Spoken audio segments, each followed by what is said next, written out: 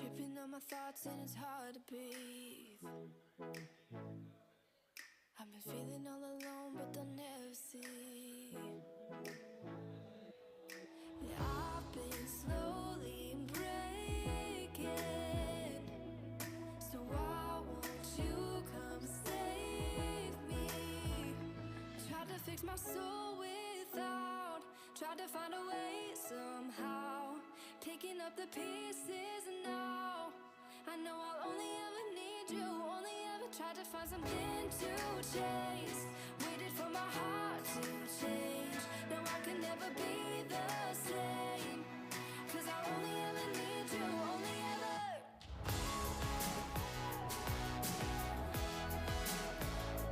Only ever. I'll only ever need you, only ever. Clinging to the past never set me free.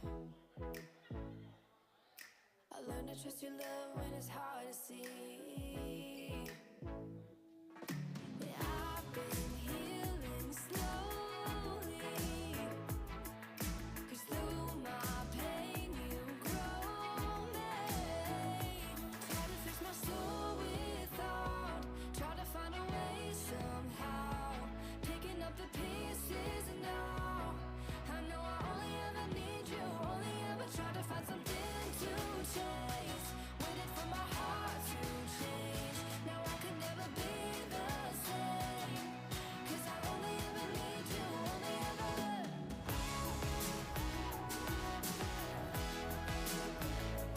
Only ever. Only ever need you, only ever.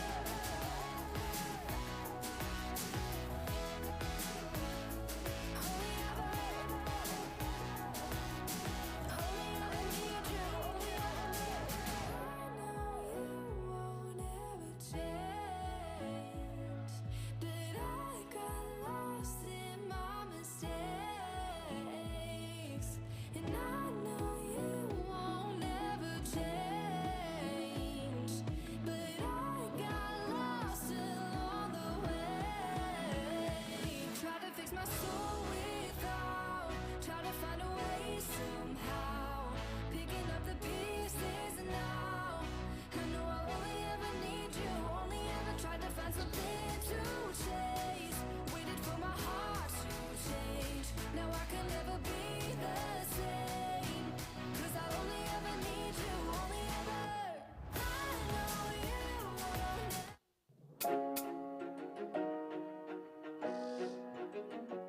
Good morning, and welcome to Forum 12E2. We're so happy that you're here. We're getting ready to get started, so please find your seat. And once you get there, you're going to notice that there is a connection card on that seat. Please fill that out with your name, phone number, school, and grade level. Once service is over, please put it in the bin that is over by the double doors that you entered in. You'll also notice on your connection card that there's a place to mark whether or not it's your first time. If it's your first time, come bring the connection card directly to myself or one of the other leaders. We'd love to get to know you and get you a free smoothie. And if you're not new, but you brought a friend with you, come bring the connection card up to us as well, because we'd love to get you and your friend a smoothie. On top of having Sunday service at 10:30, we also have youth group every Wednesday from 6 o'clock to 8 o'clock here in the Youth Activity Center.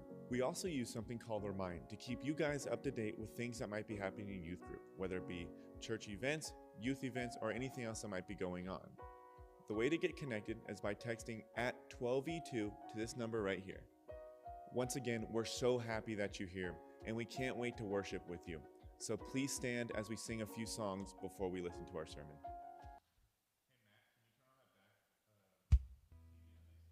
Thank you. Now we can stand and worship. But we gotta wait for it to turn on. Maybe. Hopefully.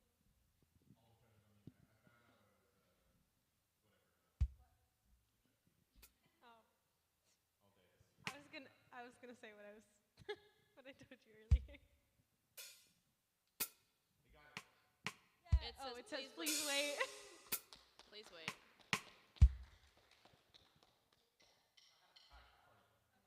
Actually, we're worshiping, not partying.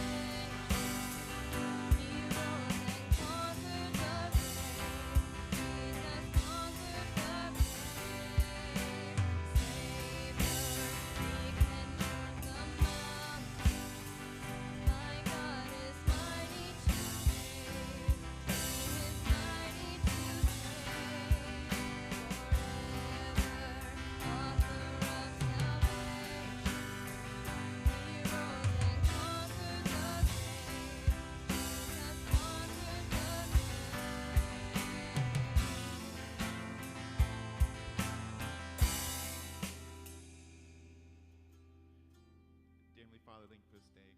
Thank you that we're able to just sit and worship your name, Lord. And I pray that as we begin the sermon today, that you can just open our hearts and mind, Lord. Use me to be able to speak to everyone in here so we can hear your will, Lord. So we love you and we praise you in your name. Amen. Amen.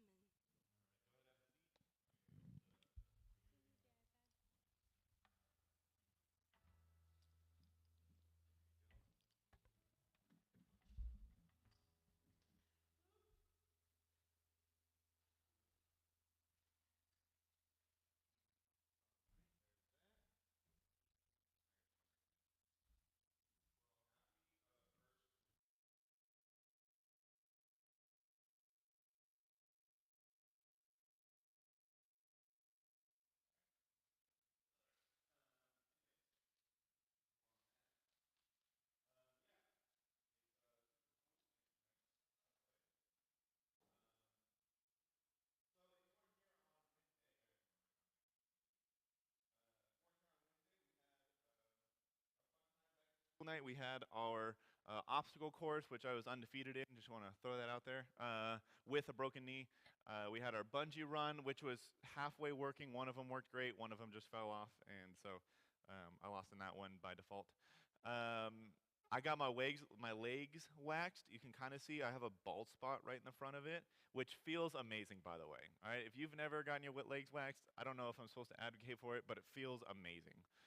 Not the actual pulling of it, but the aftermath feels great. And then if you're curious why Matt is bald, it's because they gave him one of the greatest haircuts known to man. And I have a video of it on my phone, and I can show you what it looked like. But it had like this little patch of hair, and then they got these patches, and they braided it. It was super cool. And so if you want to see that. But it was a blast. So come hang out, back to normal schedule this Wednesday. Tuesday of this week, for people at Clovis East, I will be in room 733 at lunch for a program called Youth for Christ. So I'll be there every Tuesday from now on.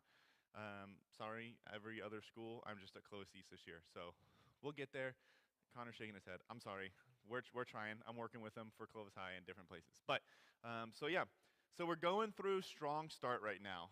We're starting the school year strong. We're not waiting till the end of this semester, halfway through, the beginning of next year or whatever, to really dive deep into our faith. We're starting the beginning of this school year, and we're starting strong.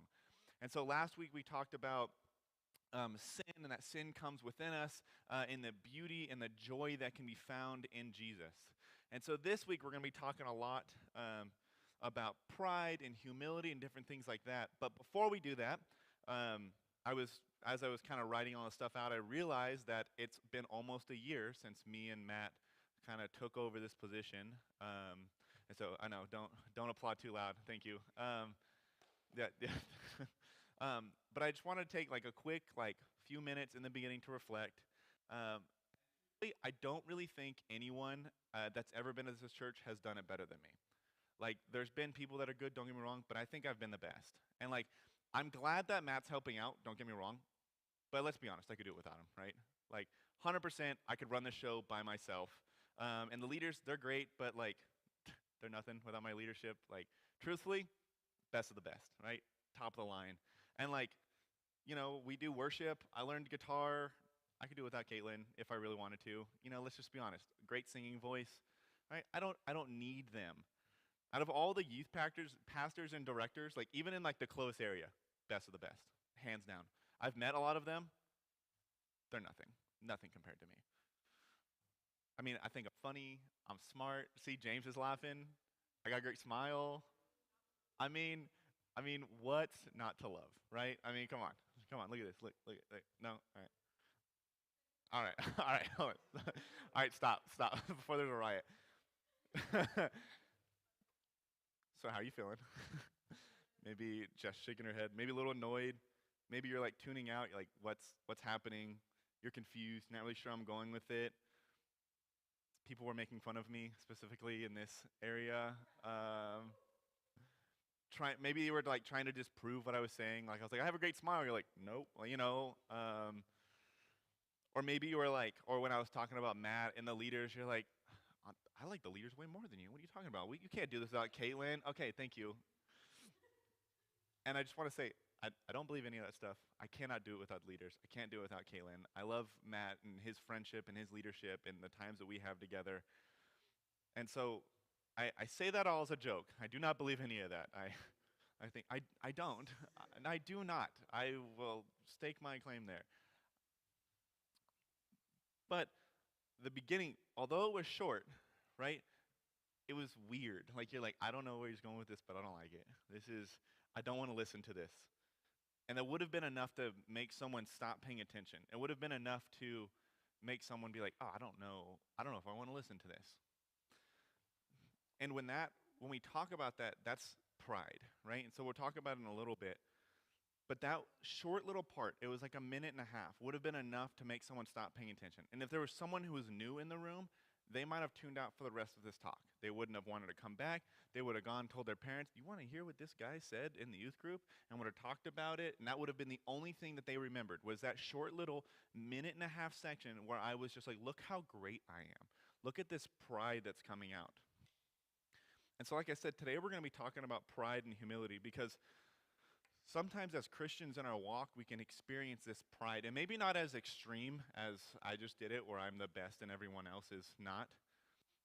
But the pride that we see in the prodigal son, right? When the son, right, if you remember the story of the prodigal son, one of the sons is like, Dad, give me what's mine now. And he leaves and he goes and he parties it and spends it and lives this great life. And then a famine hits the town, and he's like, all right, well, I guess I'll go back to Dad and I'll just ask to be a servant, just because then at least I have food, and then at least I have clothing and a shelter. And so he goes back, and the dad welcomes him back in with open arms. But the brother, he gets mad at Dad, and he's like, why? Why? I've been here. I never left. I've served you the whole time. I have never done anything against you. Where's my party? How come you're not welcoming me home? How come you're not giving me stuff? How come you're not putting rings on my finger? And he gets mad because he's been faithful, and that's the pride that we talk about. Or we see someone living this worldly life, and our pride takes over, and we think, well, if only they knew how bad that they have it. Without Jesus' love, if only they knew how bad it was. Or maybe it's like I'm so much better than you. I have Jesus in my life. You don't know what you're doing. You don't know how good my life is. And this pride can be destructive. It can ruin your life, and you won't even know it. It's one of those secret things in our lives that hides, and unless we actively seek it out or someone calls it out, it will slowly consume us from the inside, and we'll never know how bad it truly is. When I was working in the hospital, we would sometimes see patients who we would go in, and when we see the patients, we have conversations with them, we talk to them and stuff like that. And we would see these patients that would have, different diseases and different stuff like that. And they were ones that we had cures for, but when we go and we talk to them, it all started with like, the doctor was like, oh, it's just a headache. Oh, you're not drinking enough water. Oh, you need to watch what you're eating. Oh, you just need to exercise more. And they kind of write it off as something else, and they never followed up on it. And so they don't do anything about it. Maybe they take cough medicine, or maybe they try and change up what they're eating, but that's not the problem. And by the time that they got to the hospital, this small little cough, the small little headache had grown into something much more. And now instead of just a simple 2-week program of antibiotics, now it's a 2-week stay in the hospital with IVs and different stuff like that. It was too late to simply just give them the antibiotics. They needed something so much more. But before they did that, they were just walking around, doing their daily chores, living out their lives, going to work, spending time with family, walking around as if nothing were wrong. But little did they know there was this illness that was inside of them that was slowly eating them from the inside. And our pride can be the exact same thing. It's something that we don't realize, that we write off as something else. Where it's our pride talking, but we just think to ourselves, oh, well, it's just because they're wrong. You don't understand. They're just really mean. Well, I know better than them. They're just my parents. What do they know? They don't know who I am. Why should I trust them? They grew up at a different time. And we don't realize it, but we make excuses for the pride growing in our hearts. And so we write it off, and we walk around as if it's just fine, as if we're in the right. But it slowly begins to consume our lives and take over. And before we realize it, It's completely changed the way that we think and view our lives. And the Bible talks about this a lot. In James 3:13 through 18, it says, "Who is wise and understanding among you? Let them show it by their good life, by deeds done in the humility that comes from wisdom. But if you harbor bitter envy and selfish ambition in your hearts, do not boast about it or deny the truth. Such wisdom does not come down from heaven, but is earthly, unspiritual, demonic. For where you have envy and selfish ambition, there you find disorder and every evil practice. But the wisdom that comes from heaven is first of all pure, then peace-loving, considerate, submissive, full of mercy and good fruit, impartial and sincere. Peacemakers who sow in peace reap a harvest of righteousness." And so when we read this, it can be kind of difficult to imagine. Like, we live a life in gentleness and humility. I mean, have you seen the world that we live in? Every other day, there's someone else that's mad about something. Right now, I guarantee you there's someone out there screaming at a fast food worker because their burger was too cold. I mean, this is the world we live in. And so we read this, live life in gentleness and humility. I mean, if you want to be heard, you have to be the person with the loudest, bullhorn, with the loudest voice, the person who can scream louder than everybody else in the room. And sometimes we go, well, I can't do that. I can't beat all of these people out here who are screaming for all of these things that I don't agree with, but their voice is louder, therefore they win. And I get that, but we need to also look at the context that James is talking about, because it's the exact same as today. Because back then when James is writing this, people gained popularity, really focusing on the tensions that were created by class systems of like how much money you had, by poverty, by oppression, different stuff like that. The different political parties, you gained popularity based on how you could stir up that tension, based on how loud your voice was. And you could get out and draw a crowd and say, well, they're wrong because they're doing this, and the Romans are doing this, and they fill in the blank, the Greeks are doing this. And James is calling us to be different, because that, being able to draw this crowd, being able to stir up tensions for nothing other than gaining popularity for yourself, is worldly wisdom. He's calling us to do life differently. He's calling us to live life in humility. Because let's say I'm doing good works for Jesus, but I'm making it about me. Who am I truly serving? I know I use Mexico a lot because we go, so I'm going to use it again. But let's just say I came back from Mexico this year, right?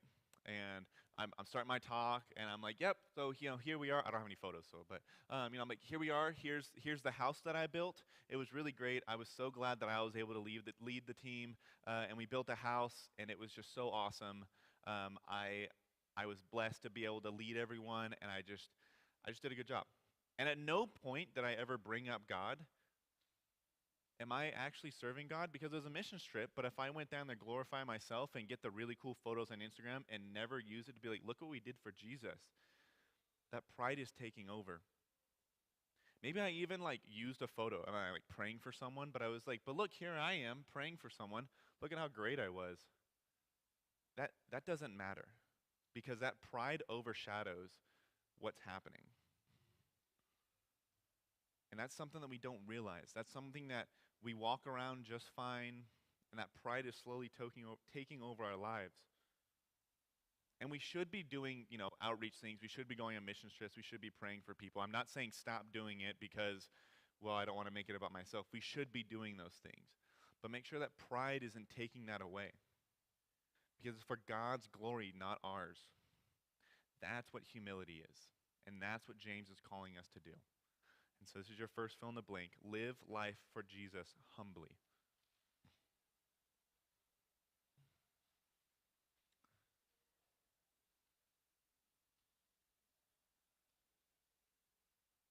And we see plenty of examples of people in the Bible living humbly for God. And there's two main ones I'm going to bring up today, but they're all throughout the Bible. So the first one of them is Moses. So Moses' story, he wrote the first five books of the Bible, called the 5 books of Moses. And basically he took the Israelites out of Egypt, led them through the desert to the promised land, or the land flowing with milk and honey, of the land that God had set out for them, led them through the wilderness, and basically was the leader at the beginning of this nation of the Israelites. And in Numbers 2:3, it says, "Now Moses was a very humble man, more humble than anyone else on the face of the earth." Now it feels weird to bring attention to it. Like if I stood up here and I was like, I am super humble. Like if I wrote that on a job application, I was like, what are your strong qualities? I'm like, super humble. Like obviously I'd be like, no, all right. But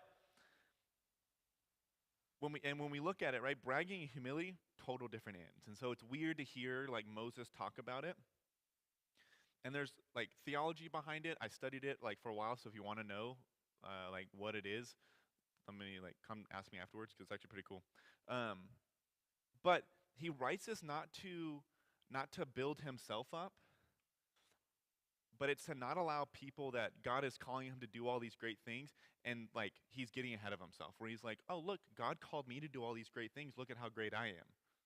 Because if you look at the book of Moses, I mean, God called him out to do all these things, to lead a group of people out of oppression, of the Egyptians, who at the time was the reigning empire at the time, to lead them through the desert, to lead them to the promised land, while writing laws, while having the Ten Commandments, while talking to God as if he were a friend. I mean, I don't know about you, but if I was doing all those things, I would be like, I'm pretty cool. Talking to God as if he's a friend. I'm writing laws for a new group, like a whole nation. This is amazing. And you would have a bit to boast about, but Moses never does. Moses does it humbly. Moses does it faithfully. And perhaps the person with the most to boast about in the Bible is Jesus. And he was extremely humble as well. I mean, let's just pause for a second. This is something that Jesus would never do, right? So this isn't like, oh, Jesus never did this. But let's just imagine for a second. Think about the ultimate trump card that God or that Jesus held. Like, I imagine he's like sitting at dinner with his disciples, and he's like, "Oh, so what'd you guys do today?" And one of the disciples is like, "I helped the paralyzed man walk for the first time." It's like, "Oh, that's cool. I made a blind man see today." It's like, "Oh, that's cool. What did you do?" "Oh, I cured someone of their leprosy." "That's pretty good. What'd you do?" "Oh, I drove out demons into a group of pigs and they ran off the cliffside." "Oh, okay." And then Jesus is just at the front of the table. He's like, "I'm God. Like that wins, right?" And he never did that, but I mean, he had this ultimate trump card. It's the whole like, I walked on the moon. Like, it's it's this thing that he never used. I mean, it's the ultimate winner winner chicken dinner. And like I said, it never happened, but it would have been easy. But Jesus gives us three examples of his humility. And so in Matthew 11:29, it says, "Take my yoke upon you and learn from me, for I am gentle and humble in heart, and you will find rest for your souls." And then Matthew 21:5 says, "Say to daughter Zion, see your king comes to you, gentle and riding on a donkey, and on a colt, the foal of a donkey." And then lastly, 2 Corinthians 10:1, "By the humility and gentleness of Christ, I appeal to you. I, Paul, who am timid when face to face with you, but bold towards you when you are away." And so when we talk about living like Jesus and living for him so that we could do all these great things for him, we can't talk about it without mentioning the humility of doing so. Because if we do things only to boast about them, then we're doing them for the wrong reasons.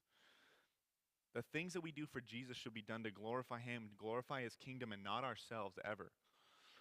Because just like we read in James, humility is a sign of godly wisdom that comes from heaven. But what does that mean for us?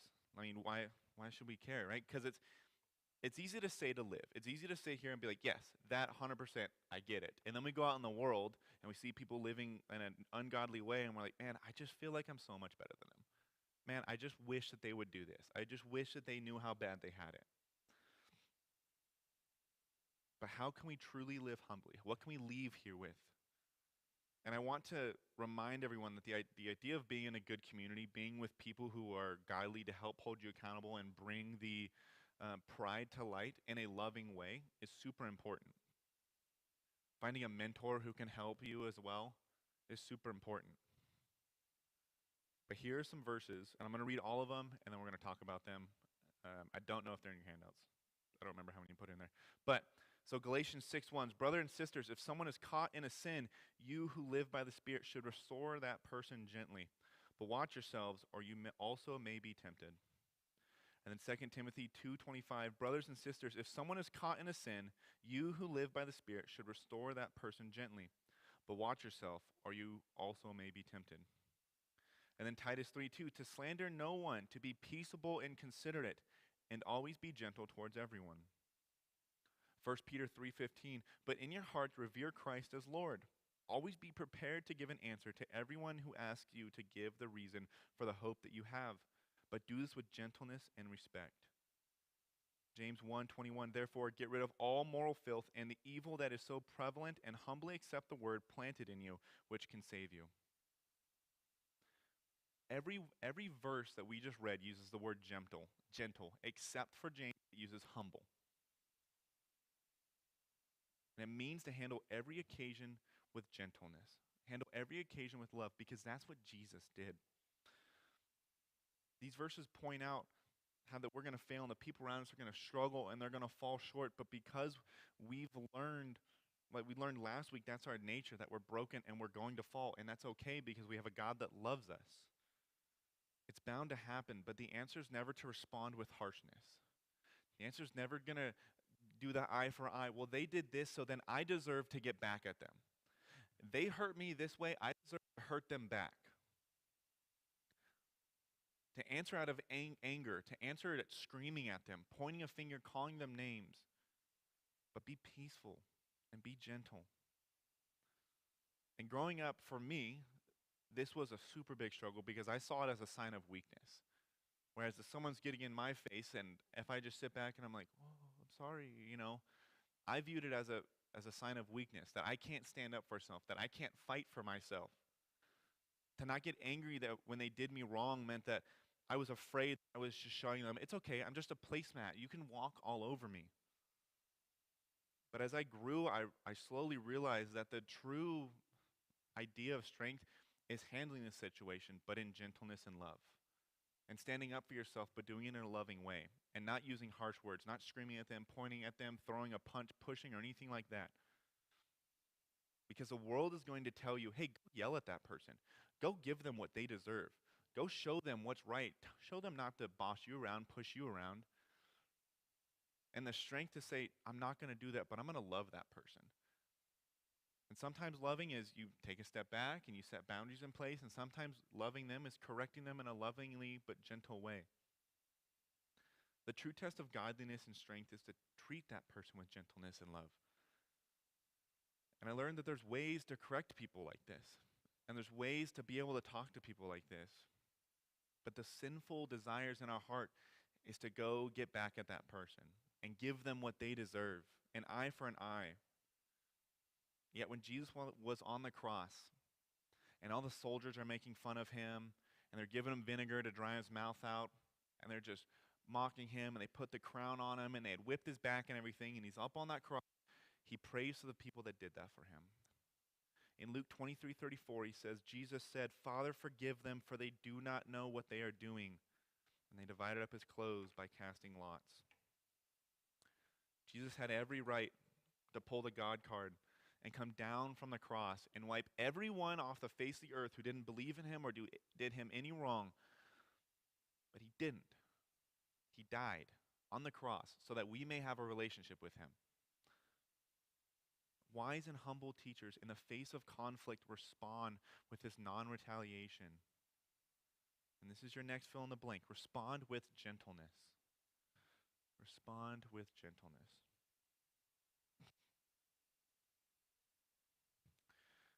People who live with godly wisdom will conduct their lives for the good of those around them. Not to glorify themselves, but to glorify God.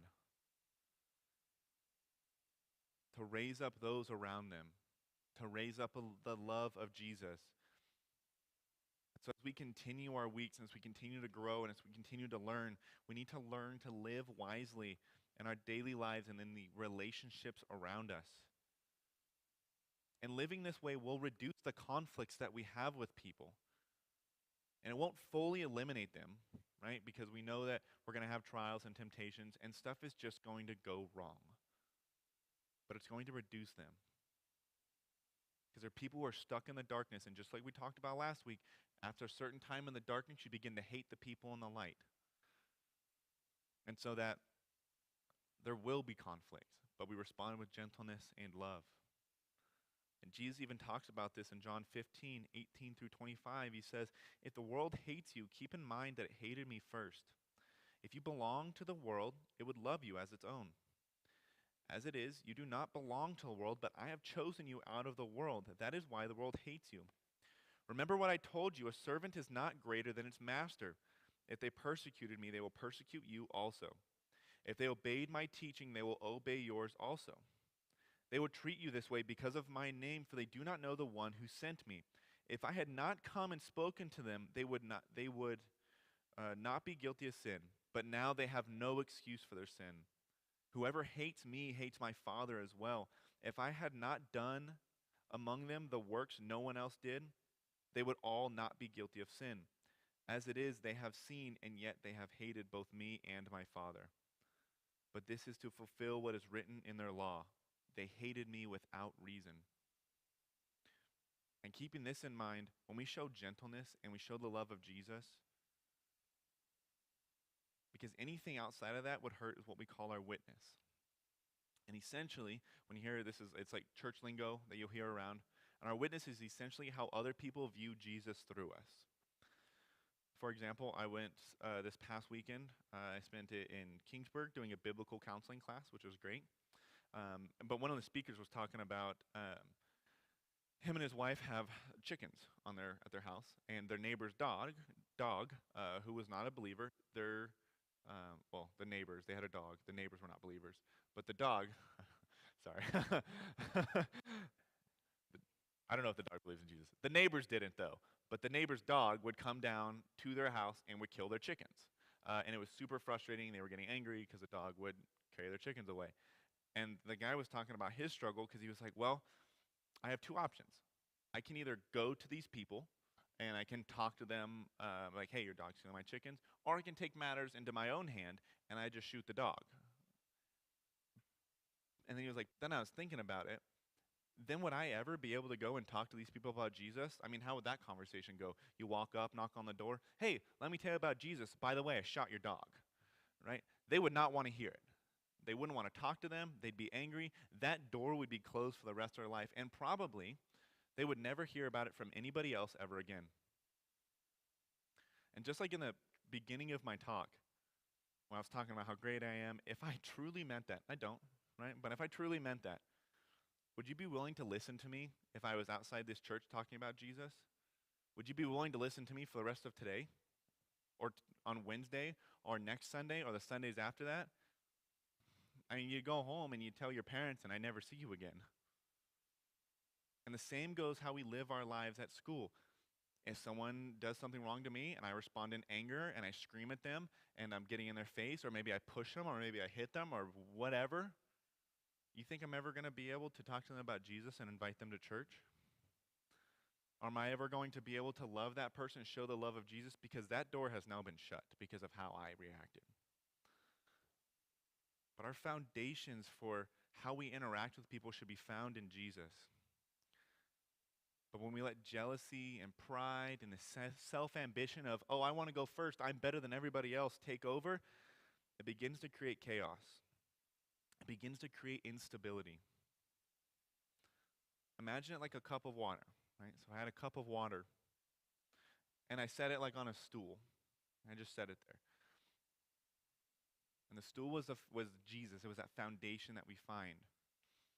Sure, there would be times with the water, if I stepped on it, maybe I move the stool a little bit, I can still move the cup around and create that instability in the water. But at the end of the day, that water will always return back to normal. But if I were to pick it up and I were to walk around with it, that water would always shake. And even if I try, as best as I can, I set it on my hand and I try and hold it, it's still going to shake.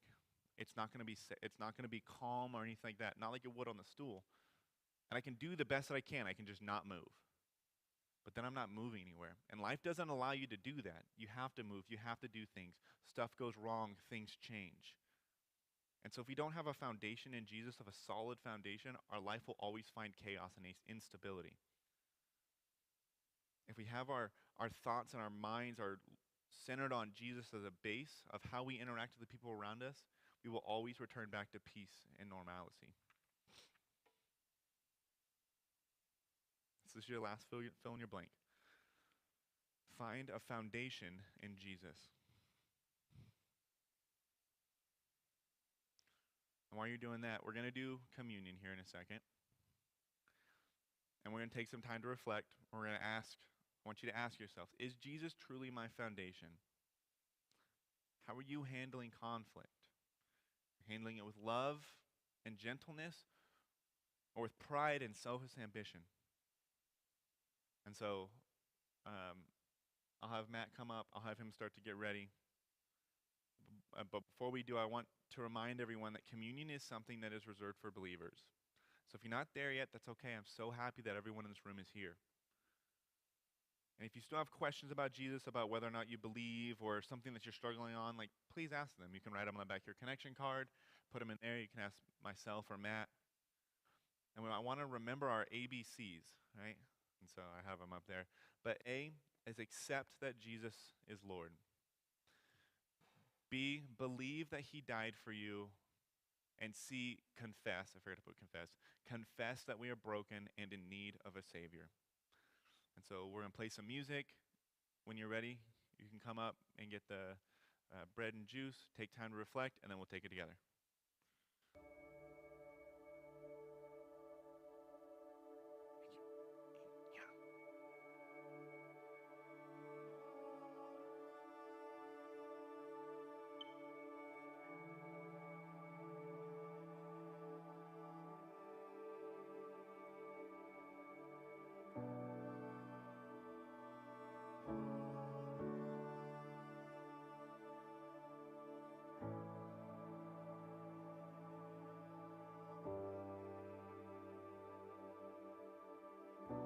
You call me out upon the waters, the great unknown, where feet may fail. And there I find you in the mystery, in oceans deep, my faith will stand. And I will call upon your name and keep my eyes above the waves. When oceans rise, my soul will rest in your embrace. For I am yours, you are mine.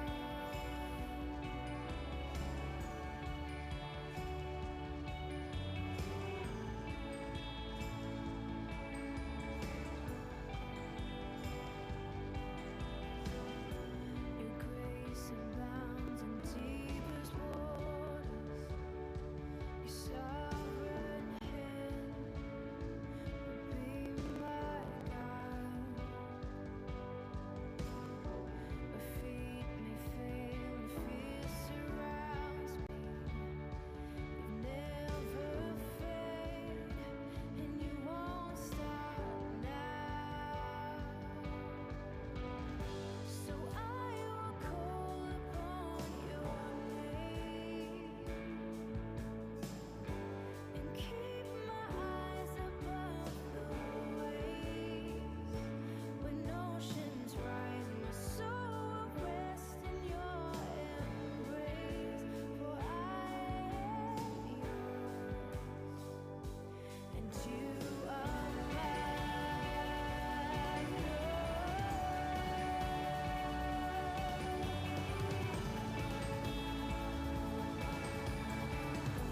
So when we take communion, we take it in remembrance of the ultimate sign, the ultimate showing of humility.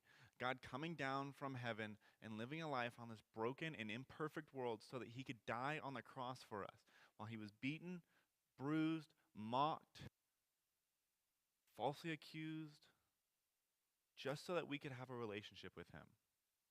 And so when we take communion, we take it in remembrance of that act. When we eat the bread, we eat it to remind us of the body that was broken for us. So go ahead and eat the bread now.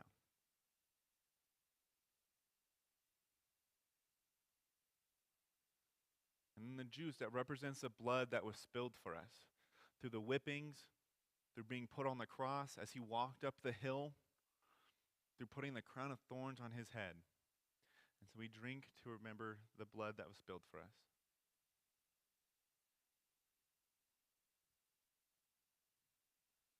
As we continue our lives, I want us to think, how am I responding to conflict? And when you're in school this next week, I challenge all of you to look when you're angry at your teachers, when you're angry at your friends, when you're angry at that kid 3 rows back who just won't stop talking and I can't hear the teacher. How are you going to respond to that? In anger and screaming at them, or in gentleness and humility? Because all throughout his life, Jesus had many opportunities where he could have just snapped and screamed and yelled at the disciples and everyone around him. Didn't.